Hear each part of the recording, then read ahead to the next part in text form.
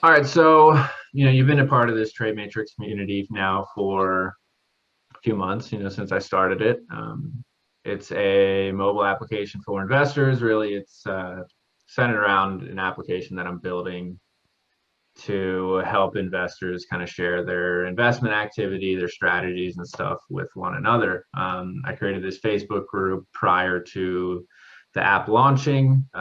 Should be launching here in the next few months, and you're involved in real estate, and that might seem weird to some people because mostly I focus on stocks and cryptocurrency because that's what the app's being built for. But really the whole idea behind this app is it's not specific to any market.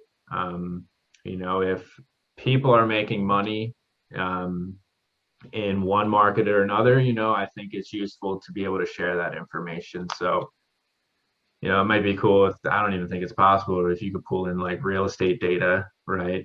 Maybe like scan the MLS and have people post in TradeMatrix, right? You could do something like that. But anyway, there's a lot of upside to investing in real estate, and you have a lot of experience in that. So I want to thank you for coming on here, and I know you have a lot of good insight into this. So excited to hear what you have to say. Um, And so everyone that doesn't know, this is Nate Harbison. He is, I'll let you introduce yourself actually. Yeah, go for it. All right. Thank you, Brad. I appreciate this. So, yeah, Nate or Nathanael Harbison. I am a licensed California real estate agent and investor, and so builder. But when it comes to, I'm not a licensed contractor. I'm not a class B or class C. In the state of California, you actually, there's a lot of loopholes. And that's what I love about investing and being an entrepreneur, essentially. For example, in the state of California, you can build up to 4 primary dwellings with the intent to sell without holding a class B or class C. But the Mhm. caveat is you have to subcontract everything out, right? It still Okay. fall under the same requirements, permitting scenarios, everything else, but you can do this. You got to know which boxes to check. I mean, honestly, Okay. that's really what it comes down to. And for me, I started working in the oil fields at about 15. I was taken under my grandfather's wing, and he owned his own business. So that was kind of my first taste at being an independent contractor, right? Work my own hours. I can work holidays. I can work late hours. I can work whatever to get the job done. So that kind of set the foundation. Um, I learned pretty quickly that, yeah, I can't do the 9 to 5. I started my first business, I believe I was 21 in the oil fields, and it did okay, but it didn't last. We had our 2008 recession, so I shifted gears at that point. I've always been, so my father is a Class C licensed electrician. So I've always been around construction to some degree, but I just never, it didn't really bite me. And I went to culinary school, actually, was going to open my own restaurant. Oh, I don't want to say I failed at that, but my heart, again, wasn't in it, right? okay. It was more like, because that stuff takes your life too. Yeah. Opening a restaurant, I mean, the error for profit and success and failure is just, it's very tight. Right.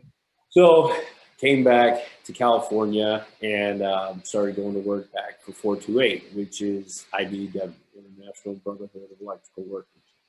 And it was Okay. something I was somewhat familiar with. So I got back into that. Again, I just couldn't do, I don't do well when I'm working under other people's direct guidance and just kind of micromanaging. I don't Sure. flourish in that area. So I started trying to figure out, okay, how can I make the highest return with the lowest education? Okay. I shouldn't say lowest, GED and some culinary certificates, right? Sure. So I real estate just it keeps popping up no matter what. And here's a little statistic that I'd like to share. And what really kind of gave me that paradigm shift, right? Of, all right, this is the way for me to go. 1950, a dollar essentially would buy you 4 gallons of gas, right? Okay. Today, a dollar will buy you what?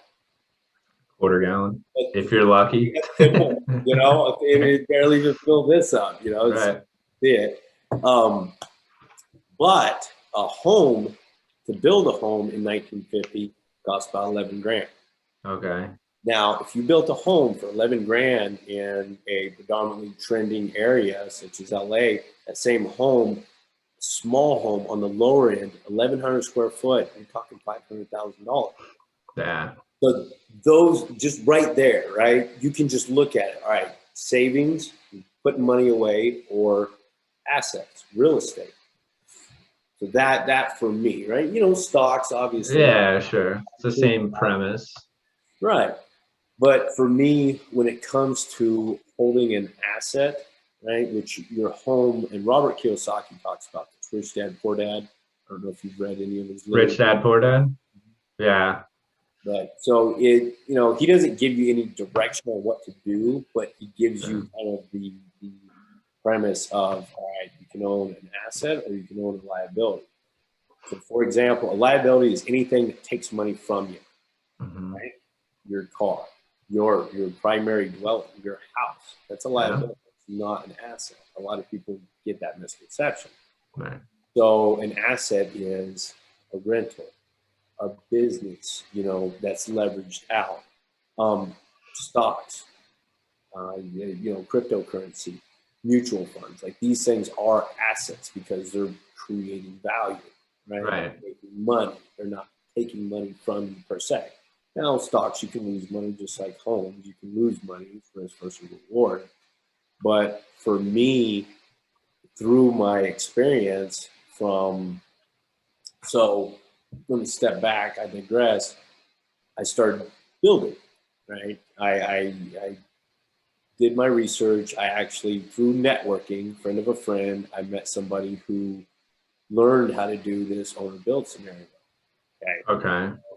I took his advice and we teamed up, and there's a lot of moving parts to it. I won't get into the, you know, the exact details, but it's hard money lending, you know, leveraging out, knowing when and where to utilize your time, and essentially building a house. Like I can build a house, right? I know the pieces to build a house, Sure. but I'm not good at any specific thing. Like I couldn't frame a house. Yeah. I couldn't wire a house by myself. I couldn't do any of those things, but I can build a house. Right. So that helped me out a lot. And then during that process, after I built the house, we had a licensed realtor representing us. He was not impressed. Okay. Not impressed in the slightest. Right. He basically told us everything we wanted to hear, which I hate to say it, your typical realtor or salesperson will, right? Right. And I knew I could do better. So my original intention, get my license, sell my own property, right? Right. Other contractors or contractors that I knew sell their properties for them. And it slowly evolved.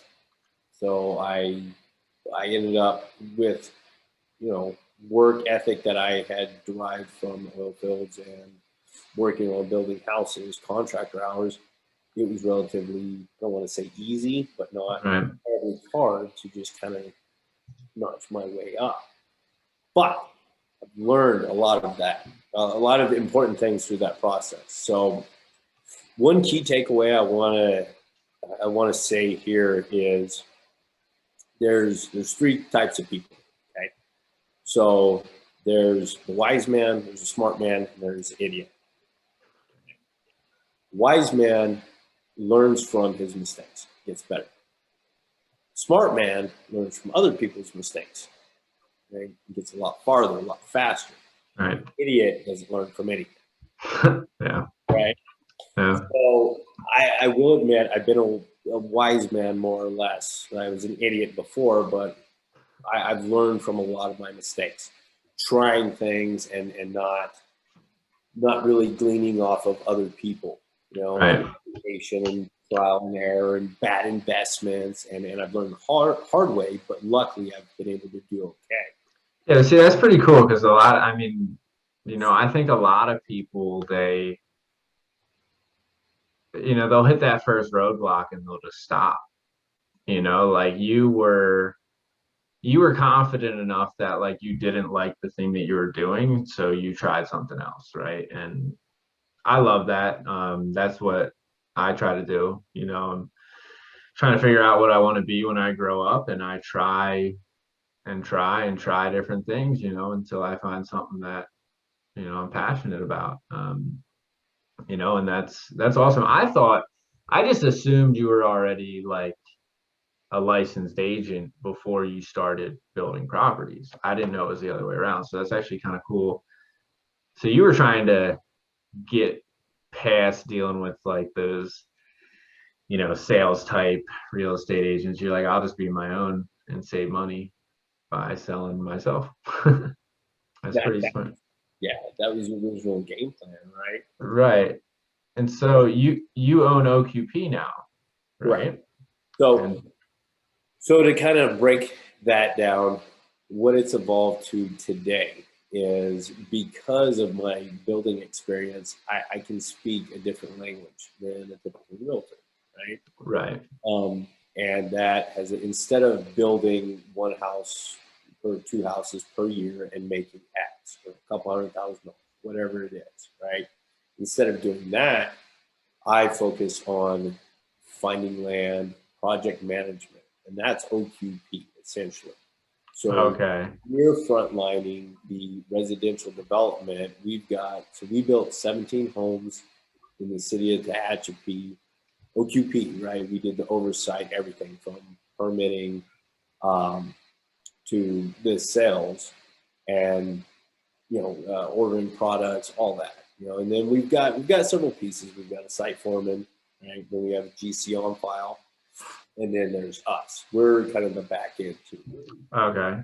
Now, outside of that, what we also do is we work with Aspen 2 Homes, and we find land.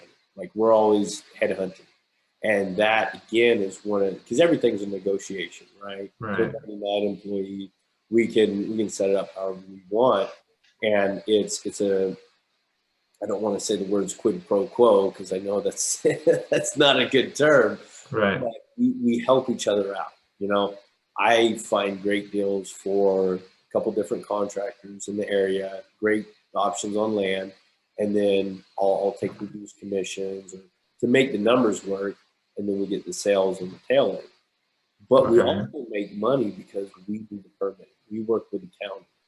We work with the city. We do all the infrastructure, and then we have a guy who does it calls the subs in, does the inspections, and then we handle the sales. And it's progressed into a good little system that we have. That's smart. So you pretty much scope out these properties, you set everything up on it to get built, and then it gets built, and then you handle the sale. Exactly. And typically, so again, another where I'm blessed is the experience I've had from the people who took me under their wing. I can go out to a piece of land and tell you within a minute, okay, well this is going to cost 10,000 roughly to build on just before we even start building, right? Or it's going to be $1,500, or it's not even. This is not even a buildable lot, right? Right. That's where you see a lot of that. That's where that kind of wise man scenario comes in, right? Like I've bought the crappy pieces of land, Yeah. and I found out the hard way. Hey, I can't build here. So, Okay.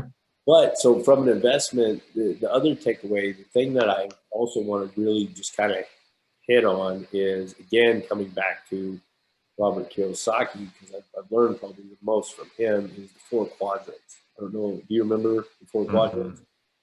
So you've got employee, you've got self-employed, you've got business owner, and you've got investment. Okay. And the objective, obviously, is to get to investment.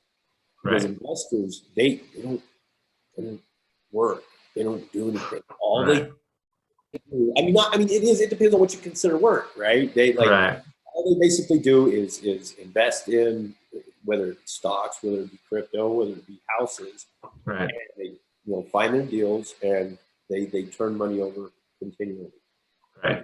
Because if you put $1 million in the bank, it's not going to do much for you. Right. A good investor continually moves stuff forward, Right. but you don't want to quit your day job in order to just try to go out and be an investor, right? Right. So for me, I'm in the self-employed quadrant, right? Okay. It's not a bad quadrant because I'm not an employee because I can't do the 9 to 5, right? Right. They're self-employed, but the caveat is if I stop, the money stops coming in, Right. right? So what I do to offset that is instead of buying a new car or instead of buying a dirt bike or toys or going on nice trips to Fiji, I take that 10, 20, $30,000, whatever I acquire, and I stick it towards an asset. Right. And that's what I've been working on for the last 4 years now, where my goal is to acquire one rental property per year. So do you have rental properties now? Yeah, yeah. How many do you have? I've got 3. Oh wow. I've got 4 properties total, but I've got 3 single-family individual, single-family residents. So I kind of wanted to really hit on, how people can kind of get into real estate. I think for one, right, like I want to get into real estate, and my wife and I, we have our house, we have our mortgage, right? We bought our house. And it's like where I feel like the hardest step is the next step, right? So you get your primary dwelling, like you said, and then after that, I mean, how do you get into really producing either rental income and buying rental properties, or doing new builds, like you said, or just flipping houses, right? I mean, how would like the average person get into that? So just like how I started, education is great, right? You can read the books. You can read the books on how to do it. And there's tons of literature out there. And that comes back to the wise man, right? Figuring out how people have done it before. But what I always advise is get with somebody, networking, going to some Phoebe, for example. Have you been to a Phoebe yet? Okay, No. so they have them all over the country. It's an acronym for investors by investors. And it's a free event that's put on, right? Usually monthly, okay?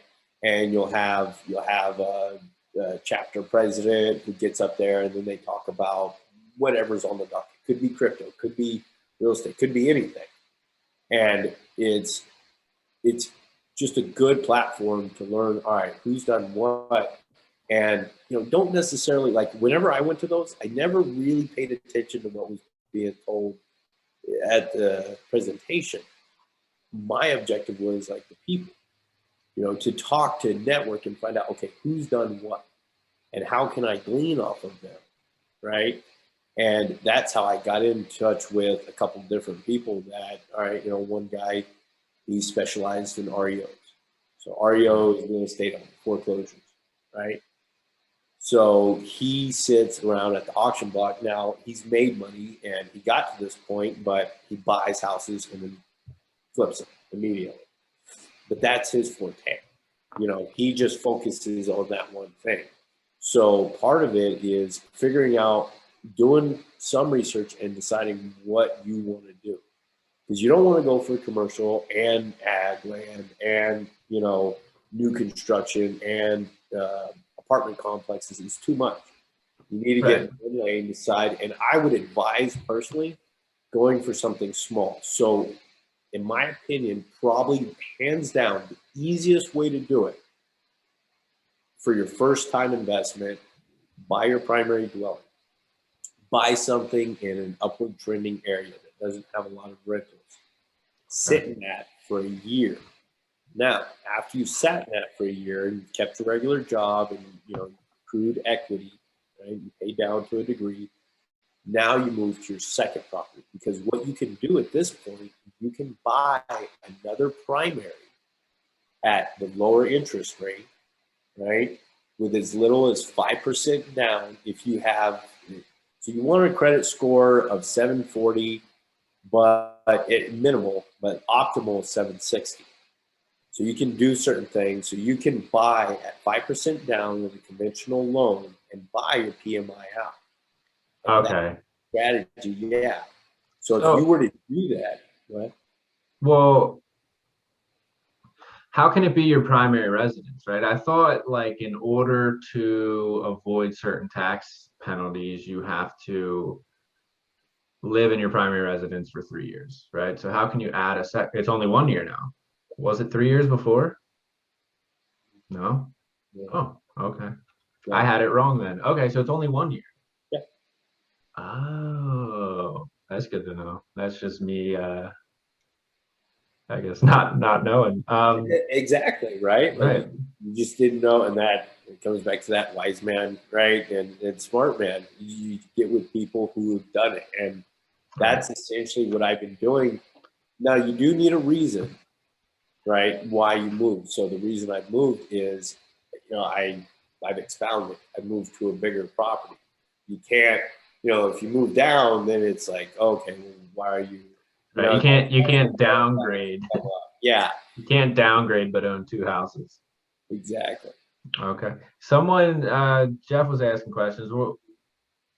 We'll ask more at the end too, but he was asking, like, do you do single family homes versus multi-family homes, or which one's like preferable? So again, this comes back to, what strategy are you going for? So for me, I don't have a wife and kids, so it's easier for me to get up and relocate, right? If it's, let's say, just you and your spouse or just you by yourself, multifamily is a great option. I've never looked into that.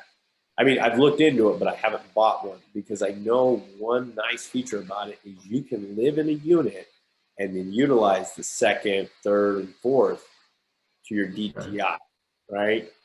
So that, I mean, that'll essentially be paying for itself, and you're living, if it cash flows, mortgage Right. free. So that is a really good strategy, but those, just They, like in this market, most of they cost more money. what's that? Don't they Well, cost? Yeah. you have to bring more down, but they're also hard to find. Right. That makes sense. The a lot of people are Airbnb-ing like parts of their house, right? They'll separate their basement or maybe their pool house. My wife and I went to Idaho and they put an addition above their garage, which was just an apartment, and I think that's a great option for some people too. And I really wanted to ask, so something my dad said, right? My dad owns rental properties, and he said that, when you acquire a property, you can now use it as credit to buy your next property. How does that work? Do you just bank off of the equity that you own in a house and you can use that to purchase your next house? Yeah, yeah, you can. So one thing, and I do want to make sure, and that's a big warning, right? Yeah, I know. Big warning on this. That we saw that happen a lot. If you go back to the numbers, people were utilizing the equity because the equity is locked in your house. Right. Essentially, you can't really. Yeah, my house appreciated, $60,000, $100,000, whatever. It's like, well, it's all fine and dandy. It doesn't affect unless I refinance. It doesn't affect Exactly. my payments or anything like that. But if you're in a position, in a good position, you can do a couple different things. You can do a cash out refi, Okay. right? You can pull so much out of that. Now, typically, it's usually about 80% of the equity you have available. But it's Okay. like getting another mortgage, right? You got to make sure, as long as you have the Well, six. you're essentially buying your home now for the new price versus like selling your home at the new price. Right. Right. Okay. So, but yeah, if you're comfortable, and a lot of people do it. I'm working with a couple different first-time investors, as a matter of fact, that are doing that exact scenario. However, one of them is doing what is known as a HELOC. Your dad talked to you about a HELOC? No. So HELOC is an acronym for Home Equity Line of Credit. Oh, HELOC. I didn't hear you right. Yeah, okay. Yeah. So now, I'm not a big fan of HELOCs. It doesn't mean that there isn't a great time and place, but again, staying in my lane, right? Like I know what works for me, so I stay in my Sure. lane. With HELOCs, it's pretty sweet because you can pull the money and you can usually pull even more money, I think up to 90%. However, it's on an arm and you're paying interest on the money you borrowed from your house. So it's kind of like taking a loan out of your retirement fund. So you pay it back with interest, but it's to yourself. Now, see, I understand, like you can utilize things like that. Like you said, it's very risky, but I think people do it when they have enough properties or enough income to cover everything else, right? But if you go to buy your first investment property or first rental property doing that, and let's say you don't get a tenant, um, or something happens, now you're owing two mortgages and your mortgage on your primary residence has increased significantly, or you have a loan payment. So yeah, I understand why it wouldn't be advisable. I could see further down the line though, like why people would do it as an easy way to acquire more properties, but that's only if I guess if they're covered. Yeah, And again, it's kind of that risk versus reward, right? It's sure, theoretically, it's market's going to stay good forever. Right? People are going to keep their jobs, but yeah, if like the pandemic is a prime example, I've got an investor who owns a property down in West Covina, and his tenants were afflicted by the coronavirus, and they were unable to pay for. I think they're in the rear for 10 grand. wow, You're not going to recover that if you have an extensive mortgage, right? right, Now you're just in debt, and now you got to offload the property essentially to try to get that back out. right. So if the market kind of shifts, then it might end up being a walk. So yeah, I just always err on the side of caution as best I can. Having an escape plan. So to what you were saying, being Right. covered. One good rule of thumb is I've got enough in savings, even though I'm not a big savings guy. I just stashed away enough to where if all my renters stop paying, then I'm at least covered on those mortgages for about 3 months. Right. Right. That's smart. So that's, and this comes back to just, you don't want to get in there, jump both feet in without either having some kind of guidance, maybe coaching, Right. podcast, stuff like this. So Jeff he said, can you use HELOCs for another property? Won't the loan show during the lender process? Does that affect anything? No, no. No? Essentially, yeah, your HELOC, that's money you can utilize pretty much at your discretion. But it won't affect like the lender vetting you, the lender giving you a good rate, anything like that? Well, yes. Okay, so maybe I understand what he's saying right now. So it's going to be incorporated in your debt to income. So Okay. if the debt ratio increases by that HELOC, right, then yeah, that's going to be considered. Okay. For you to buy that next property, a HELOC. So a realistic scenario is, let's say you make 150,000 a year, right? You qualify great on paper. You can qualify to buy $500,000, $600,000 house, whatever it is, and you take out this HELOC. Well, first off, you got to have enough money to be able to put at least 25% down. The Fed just changed what investment properties. Yeah, it's not even 20% anymore. It's 25%. Otherwise, you have PMI? No, well, yeah, you'll have PMI. Well, they won't even give you the loan because it's an investment. Yeah, so you're just getting an investment. You don't even have the option not to do it, right? Right. You got to put the 25% down, and your interest rate is going to be higher. So just Oh, looking for a property, if you've got $100,000 in equity, you've got to kind of look in the low twos. You know what I mean? okay. Be able to do that, and then if it needs rehabilitation, then you got to take that into consideration. Right. So let's kind of go. I want to go through these real quick, like one by one, right? So you buy your primary residence, okay? Now let's say you buy another property, an investment property, right? Which means, you just want it to go up in value. Maybe you're not going to rent it out, right? So now you move from your primary residence, you have to move to the other one to call it your primary residence, right? Okay, so you move to that one, and then maybe you could rent out your original primary residence, right? Okay, so that's option one, right? So now let's go to option two. So let's say you have your primary residence and you want to get a rental property. Do you advise someone just buying a rental property, not calling it their primary residence, and just renting it out? Or no, because you're going to lose a lot of money on that.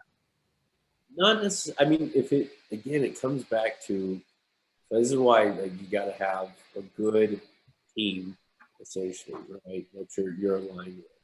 So if you get with an experienced agent, and I definitely advise getting with an agent, a real estate agent who has done it, right? You Okay. don't want to get with somebody, even if they've been in the industry for 30 years, but they've never built up their portfolio on investment properties, then they can't speak adequately, right? Sure. I wouldn't feel confident sitting here talking about apartment complexes because I Right.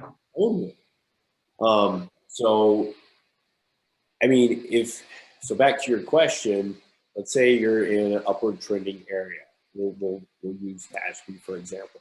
Up here, rentals are exponentially higher than buying a house. So you do have that ability. There's enough, meat on the bone to be able to buy investment property Okay. and still cash flow. Now it's not going to cash flow a lot, right? Unless it's a foreclosure, and that's something else to take into consideration, or a probate. If you get something at a really good deal and you can do a lot of the work, now you're in a good option. Okay. Or you can always buy a rental property as long as you have the criteria, the rollout, if you will, the rent rollout, right? So if you go to buy something that there's already renters in there and it's validated, hey, yes, they pay $1,500 a month, right? And then you take that to your lender, and that's the other person Okay. get aligned with a good, competent lender who also has investment properties so they can speak accurately on it, right? Right. And say, hey, this is what I'm thinking about. Yeah, before I ever make a move, every Thursday I have a coaching call with my primary out in Pennsylvania. I mean, the guy, Oh, yeah, he's been that's doing your lender? that's my lender. Yeah. I work with Nice. a business partner and trusted advisor. I bring to him all my crazy ideas. Hey, I heard about XYZ. Does this really work? Does this really cash flow? Right. And he'll just tell me straight up, that's it's not. Yeah. I mean, everyone kind of needs that. You saw that on TikTok, and it's it's It doesn't work. just a blatant lie, Right. or it's that actually can work. And all right, great. How do I do it? And then he kind of guides me, even though he's in Pennsylvania, he Right. does California dealing all the time, so he knows the rules and regulations here. Right. And the more and more you talk, and Jeff just said it's all about the math, right? And the more and more you talk, right, and the more relation I see with, other investments, stocks, cryptos, foreign exchange, whatever you're investing in. And it's really, everything is really about having like a good plan, right? Like, how much money do you have? What can you afford? Why are you buying that thing, right? Do you know about this thing? How long are you going to hold it for? You know, in the case of real estate, it's really, you know, are you going to flip the house? Are you going to move into the house? Are you going to try and get rental income? Are you going to Airbnb it? Is it by the beach? Do you want to just rent it out in the summer?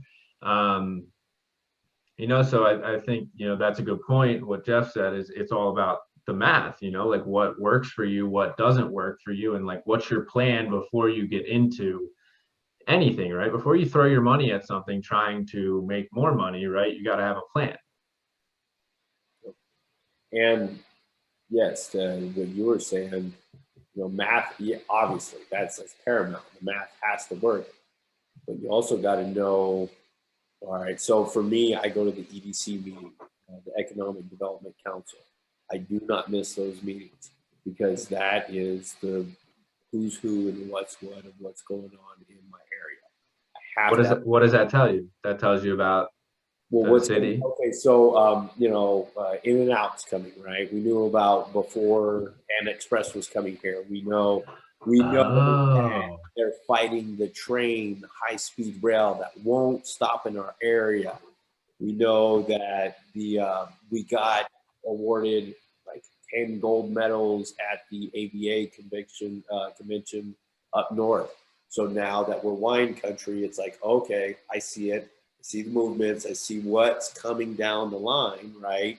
So yes, that just reaffirms I want to acquire properties. Now, that being said, if that high-speed rail does get passed in this area, it's not going to be a positive for our area, right? no. It will negatively affect.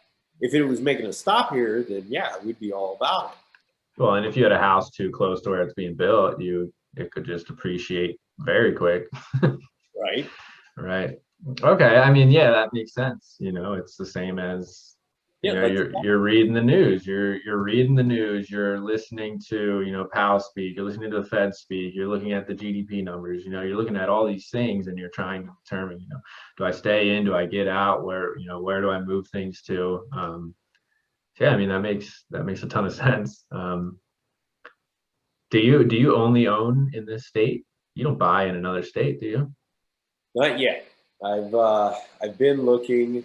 As a matter of fact, I just got back from Tennessee. I was helping my parents relocate out there, and they bought a property out there. And yeah, it's hard to turn a blind eye to the opportunity out there. Sure. The one price points are so much more attractive. Right. And everybody's kind of migrating, right? Yeah. This is California. The last couple of years have been the first couple of years where more people have finally left the state than coming in. Now, that doesn't mean people aren't still coming into California. It's just Right now there's a big exodus happening.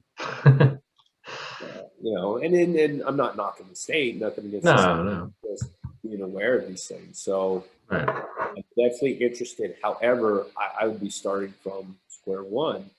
You know, I'm not going to go. I have to find a local competent agent. I have to find, you know, contractors. I have to find different the investment. Yeah. I have to find all those things that I found here over there. And, you know, it could take months, could take a year before I realize, okay, this is the area I want to focus on. Right.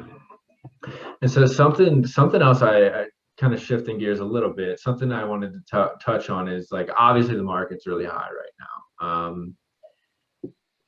You know, if you know, and I think it, you know, people like me, I think it probably crosses a lot of homeowners' minds is, you know, like I wish I could sell right now and get my equity, right?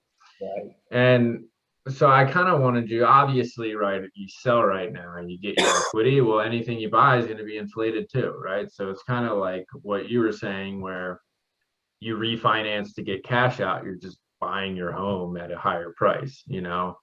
It's kind of the same thing. But I wanted you to kind of touch on taxes, right? Like, how do the taxes work? If you bought a house 2, 3 years ago and you know, it's gone up $100,000 in value. Let's say you have $150,000 in equity, right? Let's say you sell that house.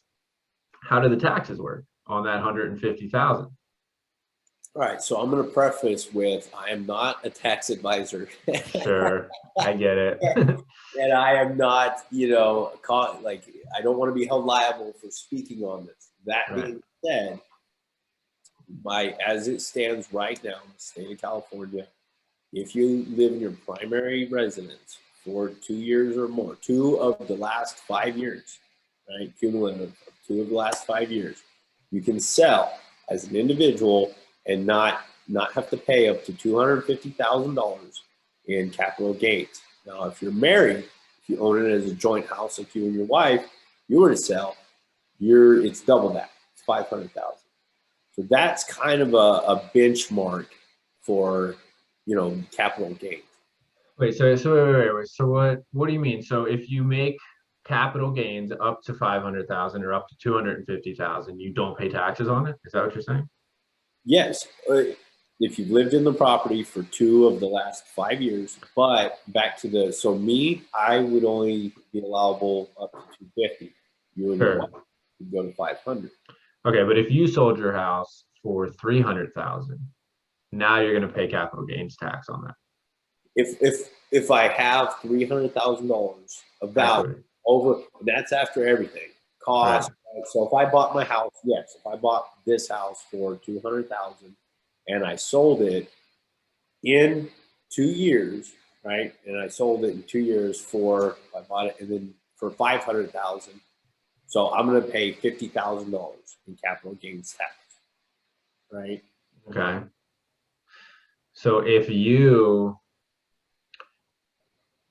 sorry for asking these questions because I know you're not professional tax attorney or tax preparer. So I appreciate it. I have heard if you take that money, let's say you haven't lived in your house for 2 years, right? Let's say you take that money though and you use it as a down payment for another house. Can't you avoid taxes on that? That's not a thing. Not anymore. It used to. Oh, okay. So yeah, so it's 2. So they simplified it, right? It's 2 years. You don't pay this unless it's above a certain amount. If it's under 2 years, you pay this. You pay taxes on that. So another thing on that is if you sell within a year, it's 35% capital gain tax.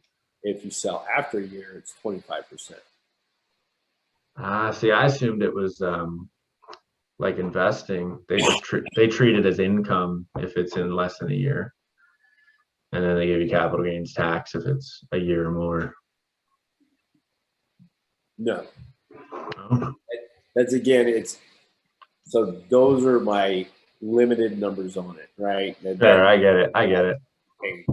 Within a year, it zags, and that's why it's, unless you're a flipper, right? Unless you specialize in that, and there's a lot of meat on the bone. Right? Yeah.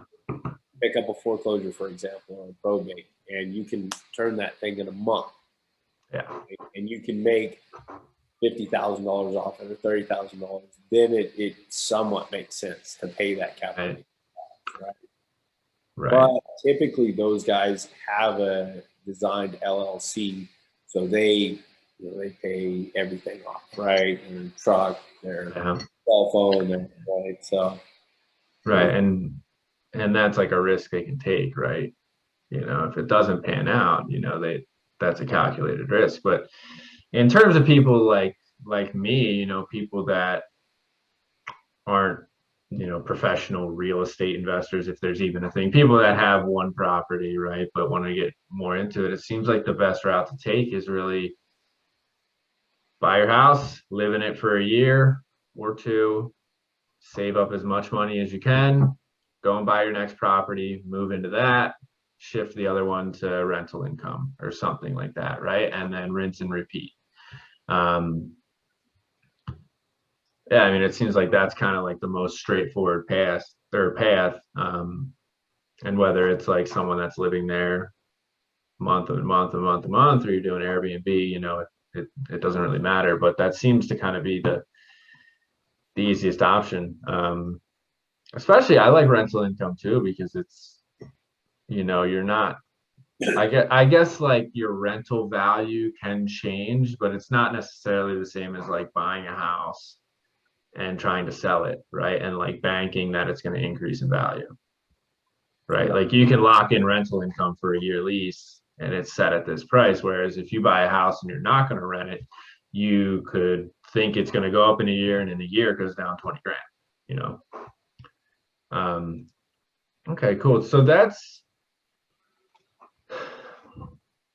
really a lot of the questions I had. I did want to ask, you know, and I think we covered a lot of stuff. I did want to ask, you know, like, what you've been doing this for a good amount of time now, you know, what would you say are your biggest lessons learned so far? You all right? Yeah, no. I was just I Okay. put the light on. Biggest lessons I've learned, actually.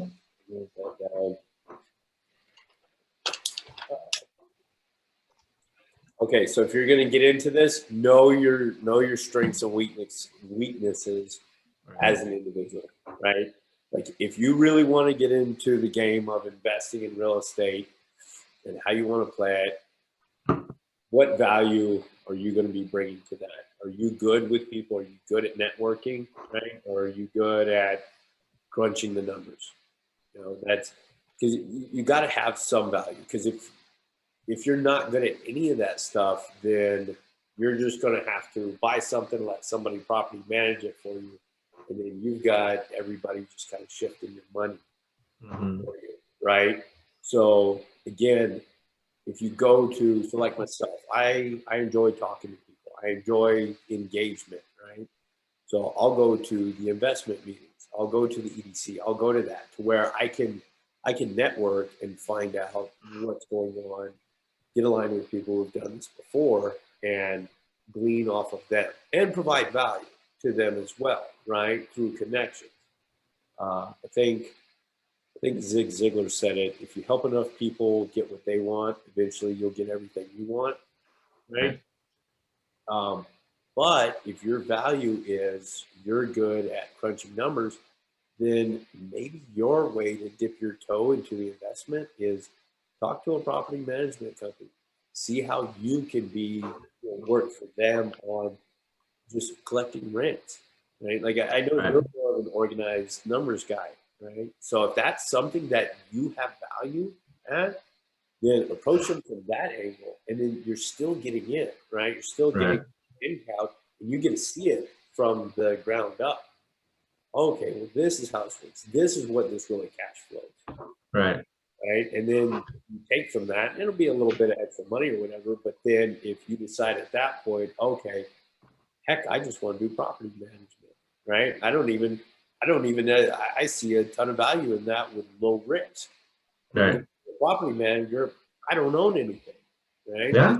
Property management company, you go out, you get your, you know, if you have your MBA, I know if you have your MBA or certain degrees, you can just go take your broker's test. You don't even have to put 2 years in real estate as an active realtor. Wait, right? you can do what? You can go take. Oh, you can just take your test.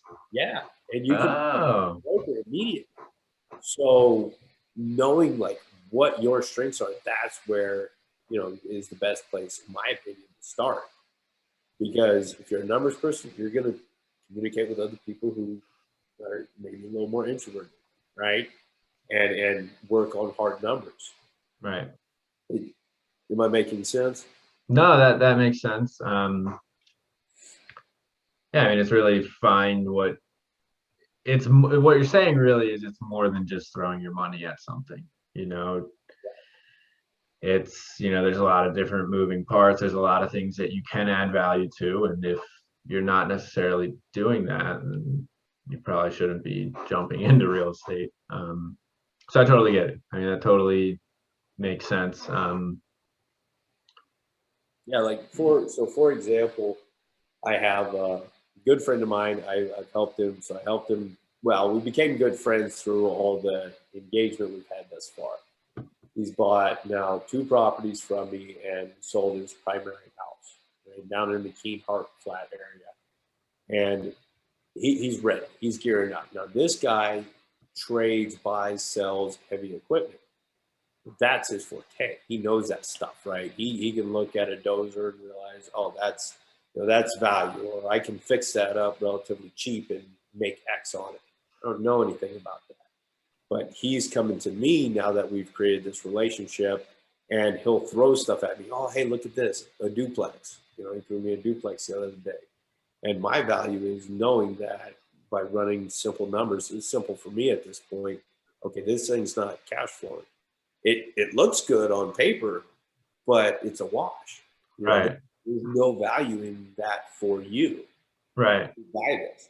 So the connections, right? The networking, getting with somebody. But I honestly, any deal I come across, I throw it to him. I throw it. And there's about 5 or 6 investors that have the capital to invest immediately.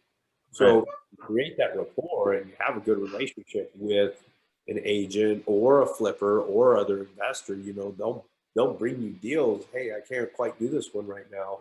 What do you think? It's the same thing with the contractor and the builders. You know, Right. I get land opportunities all the time. Yeah, And you guys kind of feed off each other. You yeah, help one another out. That's yeah. cool. Hey, who wants this deal? Okay, well, cool. Well, my money's tied up in this. Okay, well, we'll float it for a little while until you can take this over, so on and so forth. So, Have you ever like made a dumb investment in terms of real estate? I mean, have you? yeah, absolutely. Oh, okay. You know, it's oh god, I took a bath on. So here's the trade-off. I bought. It was a lady that worked at the county. She still does. So for me, I didn't look at that as this great opportunity to make money. I looked at that relationship. This lady didn't want to sell her house on the open market. It was just very specific. It was kind of a unique scenario. However, she's a great resource when it comes to permitting and everything else. So Right. I bought the house, right? And it was the time of the market and everything else. It was just not a good investment. You know, I didn't lose all my money, but it hurt. Let's just put it that way, right? Like it stung really bad. But I have that relationship with her now that I can, you know, I can call her up and say, hey, I'm in trouble, or hey, I can't figure this out, and she'll help me out. Right. So that to me, you know, it wasn't a loss. Sure. The relationship out of that, and it's a genuine relationship too. You know, this place in this industry, you're not, if you're always about the money for you won't last. Right. It's really about like a team, even if it's not an official team. Right.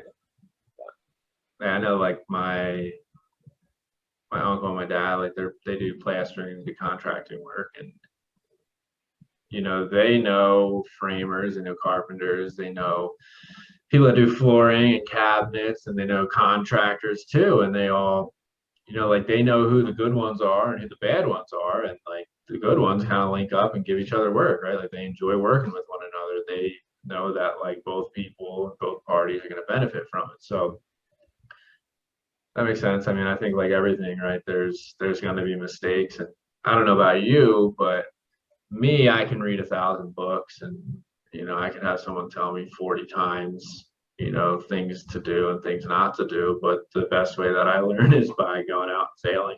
Um, yeah, I've been trying to learn options lately in the stock market. I've lost a lot of money, um, but I'm learning a lot. You know what I mean? It's just every time I lose, right? Like I'm learning something different. And I have wins here and there, right? But it's, you know, I imagine real estate kind of is the same, right? You just kind of take your time and you try and, you know, figure out what the best move is. And if you make a mistake, you learn from it, you know. And you know, I don't know if there's anything else you want to say. I kind of wanted to go, and I know Jeff had a question. I don't know if anyone else had a question or not. He wants to know the temperature on the market. Are current investors selling inventory because the money is too good to pass up? Or are they doubling down and buying more single family homes as more rental income? So what I am seeing, you know, and it really does depend on the area, right? So across the board, we're seeing a slowdown on prices first and foremost in LA. So we're seeing a huge slowdown. But a lot of people have the misconception. They think, oh, it's, you know, it's going down, market's going backwards. It's like, not really. it's been so high that it's just, it's cooling off a little bit, but they're still valued in comparison to 2006. Right. So prices are still extremely high. The predominant areas where the markets are trending upward, where these guys know that a lot of infrastructure is coming, whether the biggest one would be health and then military. So, Okay. for example, Ridgecrest. We were talking about that earlier. Yeah. Ridgecrest, you can't miss out there, right? Investors are just building like crazy and buying up places because there's no place to live, right? Yeah. There's no place for those guys to live. There's not. They got the I think what was the B2 contract or whatever, part of the one of the planes, one of the big planes. They got Sure. out there. So that's a huge development in that area. Yeah. That being said, that contract could go away, right? And that whole area could just kind of overnight. And it's happened, right? It's happened. There's been ghost towns. I know my father was telling me about it in the early 90s. There was developers who were knocking down brand new homes because they couldn't afford to pay the property taxes on them. And that's it's again, it's the risk versus reward, right? That happened in California City. Yeah. They said what did they say? It's the new LA, and they put these dirt roads and these stakes marking the roads, and then just nothing happened. Yep. And that's not to say that Cal City at some point won't finally come up, right? Sure. Maybe at some, but it might be 20, 30 years from now. Right. I mean, I don't see it. I know cannabis is very prevalent out there, and that's another game you can get into as an investor. I'm not involved in that. I don't know enough about it.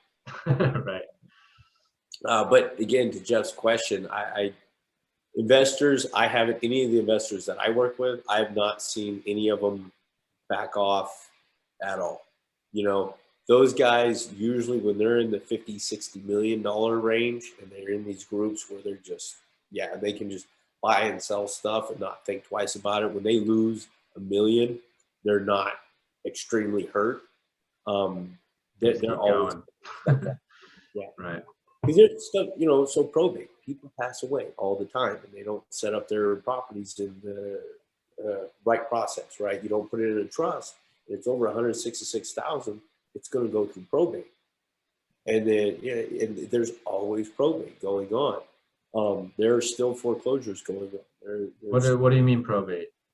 So probate is what happens when somebody dies and either there's no heirs or it wasn't left. If you have an estate worth over $166,000, like your house, which every house in California just about is worth that, right? Yeah. It has to go through the probate process. So it goes through an administrator, and then it goes into the paper, and it has to be announced. And anybody who maybe have debt, leaned against the house, and it takes about a year on average, but once it goes through that process, it's either going to be full authority or limited authority. And it depends on the heirs and the court scenario. If they can't get along, then it's limited authority, blah, blah, blah, blah, blah. But they're typically good buys, right? They already have a ton of equity in them, but usually they're, they need new carpet. They're kind of decrepit. Right, old roofs, stuff like that. Leach fields might be bad, but investors, they can go in and swoop that stuff up, throw 260 at that, and not think about it, right? Right. And they can put 50 into it, turn around, and sell it for close to 400. They can do it quick, all cash. Yeah. So smart, savvy investors, like they don't ever really stop, honestly. Now, they might stop on development. When interest rates increase exponentially, one of the first things you'll see stop is new construction. So it sounds like the market is slowing. The prices are stabilizing out a little bit, but in terms of the market, in terms of investors, it's not necessarily slowing down in that sense. No. Right. Yeah. And it even in 08, 08, 09, 2010, that's when a lot of these investors made a bulk of their money. Sure. They bought stuff pennies on the dollar, you Yeah. know, just like, so with stocks, when everybody's scared, right? You know, Yeah. that's the time to be greedy because Sure. everybody's pulled out. Now you're at a bottom. Well, buy because you know it's going to go back up to the watermark. Right. So it just, And also don't sell. right, Like if you drop like that, don't go and sell your assets when they're at a huge loss, you know, just know and right. be confident that it's just a dip. It's gonna go back up, you know. So I get it. Well, look, man, it's been a little over an hour. I don't want to take up much more of your time, but I know I've enjoyed talking to you. I think this has been really, really informative. You know, I'm gonna keep trying to get information like this out there to people, and you know, I think real estate's a really great investment to be, you know, part of and try to get involved in long term specifically. But yeah, you know, Nate, you guys can check out OQP Homes. You're based out of Tehachapi. Can help you guys buy a house if you want. Right. Well, I do. So I'm from Bakersfield originally. That's my secondary, and I only call it my secondary, even though I know it just as well as Tehachapi because I live in Tehachapi. Right. Sure. So that's my secondary. But I do the AV as well. But that's and Cal City. But AV is about as far as I'll go. I'm not That's a hike. a LA fan, so. All right. Oh, that's awesome. I don't know if you had anything else you wanted to say. You know, I definitely appreciate it. You know, I appreciate your support in our community and, you know, support for our app that's about to launch in the next month or two, just finishing up the last round of edits. So, you know, I'm really excited about it. I'm excited to, you know, help people kind of get this information out to one another. But yeah, man, thank you. Do you have anything you want to say? Yeah, I stay in your lane, like I said. That's you know, do what you're good at, right? Like dip into the other stuff. Like you know, you're really into this crypto, and I admire that, and I'm excited about your app, right? And that's something that I'm not like. I would just have to give you money and hope it pays off. Like that would be my approach to it. Is just throw money at it, but enough where it's like I can give you a couple grand or whatever. Sure. Hey, if you turn it into 3, then great. If you don't, all right, that sucks. Right. But I love what you're doing, man. I love that you're putting the community together. Next time you're in this area, if you can make it down here for an EDC or anything like that, I highly advise it just so you can kind of get a feel of what I'm talking about. And look up the, you know, investment networking groups in your area. Okay. It's good to actually physically get there and you know, rub elbows. Sure. No, I love networking. So I looked up some events like in the LA area, but no, that's awesome, man. I will definitely be in touch. I'd like to come out there sometime. That EDC meeting sounds pretty cool. So, Awesome. all right. Well, thank you, Nate. I hope you feel better. And no, this has been really useful. So I appreciate it, man. Awesome. Thank you, man. I appreciate it. Yeah, you have a good one. I'll be in touch. All right. You too. All right.